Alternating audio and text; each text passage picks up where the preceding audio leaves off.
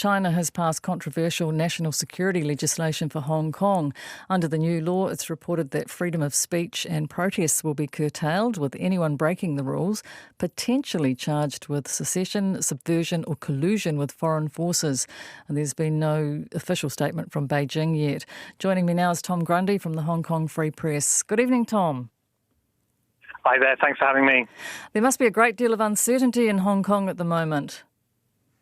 Well, uncertainty and confusion, because we've just heard that President Xi Jinping has signed this law into effect. It still needs to be gazetted in Hong Kong, but still no one here, including top leaders, let alone Hong Kongers, know what's actually in the law. But it's said to be enacted sometime tonight ahead of the traditional pro-democracy protest tomorrow and the anniversary of the handover. But it's intended to criminalize sedition, subversion, terrorism and foreign interference as a response, I guess, to this year of protest and unrest we've seen across the city. This is completely against what China promised. They promised 50 years of a high degree of autonomy for Hong Kong after Hong Kong changed hands from being a British colony in 1997, and that hasn't happened. Well, Chief Executive Carrie Lam has just addressed the United Nations Human Rights Council, saying that all of these assurances over human rights and freedom of speech, freedom of the press, expression will be safeguarded at the same time as this, what many believe to be a draconian law is imposed. But obviously many activists, the UK, the US, Amnesty International have been criticizing this legislation, which is presumed to be very vaguely worded and maybe very broadly applied, despite the government saying that it will only affect a very small minority of people.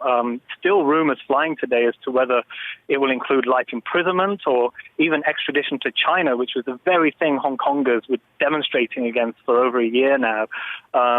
Some fears even it may include the death penalty if people do end up facing trial in the mainland. But already we're seeing some pro-democracy groups disbanding in the hours after this was passed by Beijing this morning.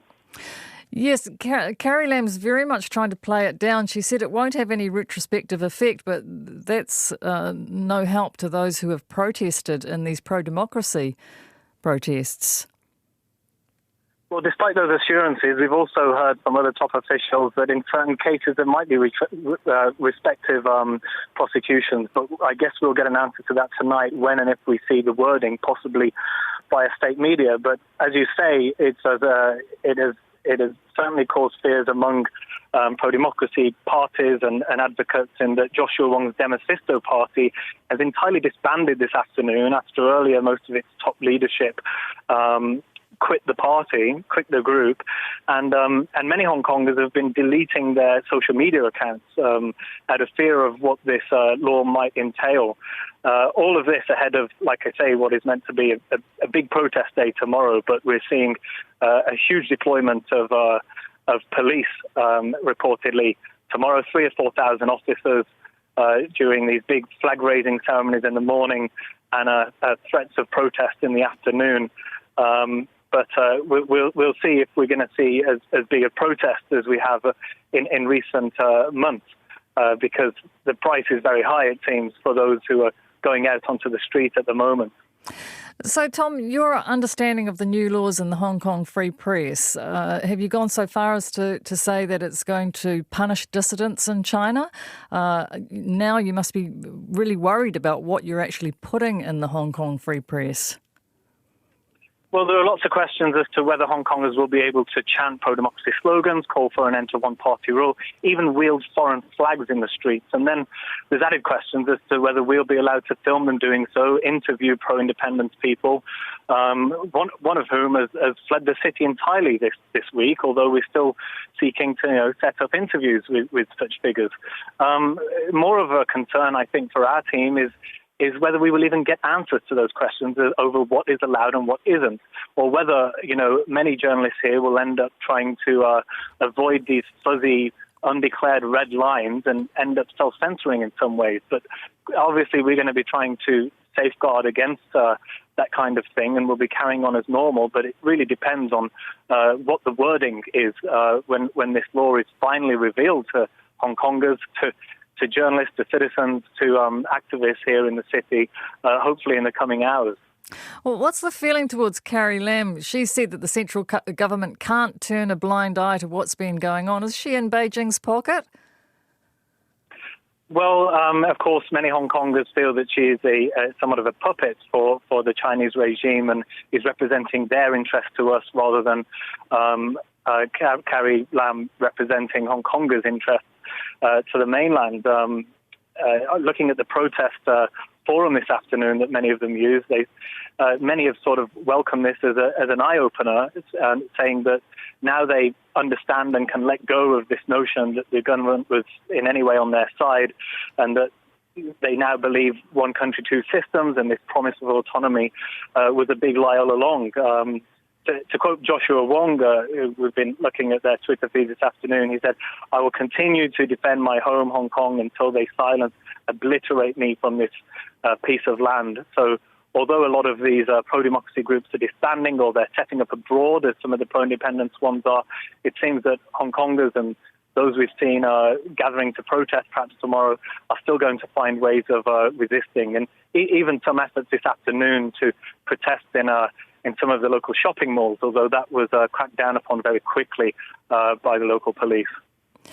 So these weren't the local police from what's been said will be a national security agency in Hong Kong. That's not yet been set up. These are just the police who have been policing all along. Well, there were always concerns that there were mainland agents in Hong Kong, perhaps following around Democrats or conducting some sort of spying operations, but it seems that will now come a lot more into the open. We've already, even today, heard reports of Democrats complaining that they have been followed or tailed, including one of the co-organizers of the 2014 pro-democracy umbrella movement, Benny Tai. It seems now that these agencies will actually set up openly in Hong Kong, cooperate with the Justice Department, cooperate with the police. So who knows exactly how that's going to work, but it will become seemingly a lot more transparent, the involvement of mainland authorities, mainland security services in the city. Are you fearful?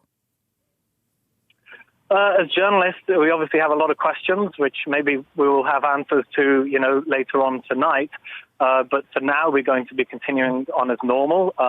We do have questions when it comes to how we might restructure ourselves, who we might be doing our banking with, what the future will be in terms of accepting foreign donations from our readers abroad and that kind of thing, and perhaps what stories we will put bylines on, and maybe we will revert to anonymous or staff bylines for certain stories. But, that's a big discussion we're having to have now as we also review some of our security, procedures and using encrypted apps and devices, going forward.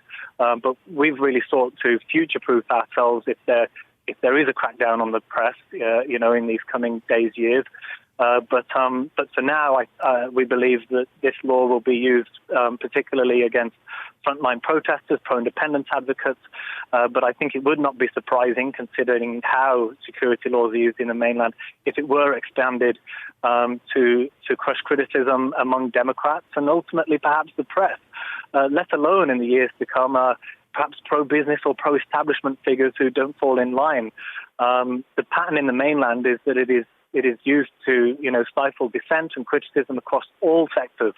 And if we look to neighboring Macau, another special administrative region of China, they have been a lot more compliant when it comes to national security legislation, and they seem to be left with literally just a handful, maybe half a dozen dissenting or pro-democracy voices in the legislature there. So that may be the future that Beijing hopes for in Hong Kong.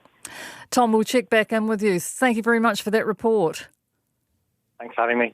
It's Tom Grundy from the Hong Kong Free Press, and the details of that national security legislation happening out overnight, and they'll find out more about it overnight as to what it actually means.